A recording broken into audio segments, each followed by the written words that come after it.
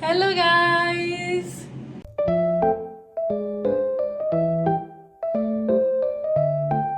हजुरहरू सबैजनालाई समीक्षाको भान्सामा स्वागत छ। आज चाहिँ हाम्रो भान्सामा के बन्दैछ भनेर हजुरहरूले इन्ग्रिडियन्ट हेरेरै गेस गरिसक्नुभयो होला। आज हामी बनाउँदैछौँ नेपाली स्टाइल हटपट। सो इन्ग्रिडियन्टहरू चाहिँ हामीसँग घरमा जे छ त्यही नै हामीले रेडी गर्यौँ।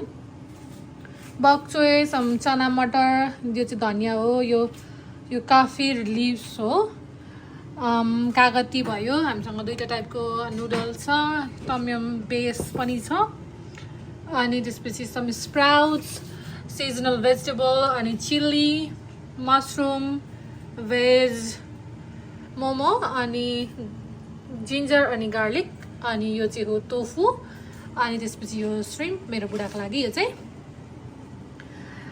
आउनुहोस् है त सँगै मिलेर अब हटपट बनाऊँ। मैले चाहिँ भाँडा बसाइसकेँ, अब यसमा पानी हाल्छु उम्लेको।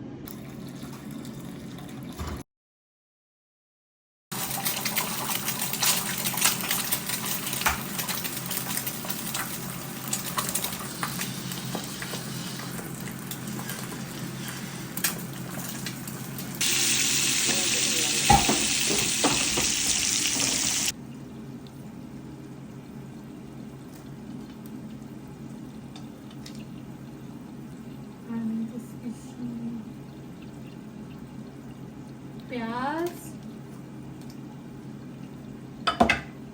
त्यसपछि चना मटर,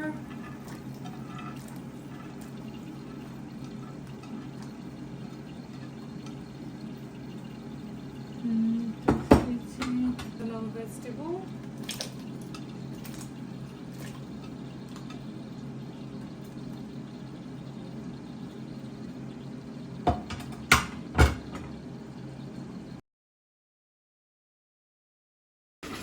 मैले चाहिँ टोफु पनि हालिसकेँ। अब म हाल्न जाँदैछु मोमो।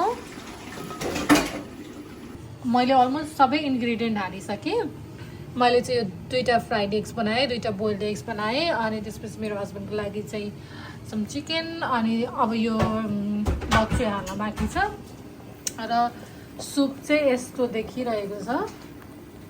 फर्स्टमा चाहिँ हामीले नुडल्स, अहिले नुडल्स हालेको छैन, फर्स्टमा हामी नुडल्स नहालिकन जस्ट सुप मात्रै खान्छौँ, अनि त्यसपछि फेरि नुडल्स हाल्छौँ।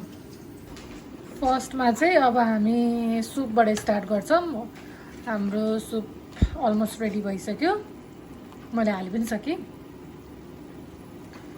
अनि हामी त्यसपछि चाहिँ एकछिनमा नुडल्स हालेर खान्छौँ।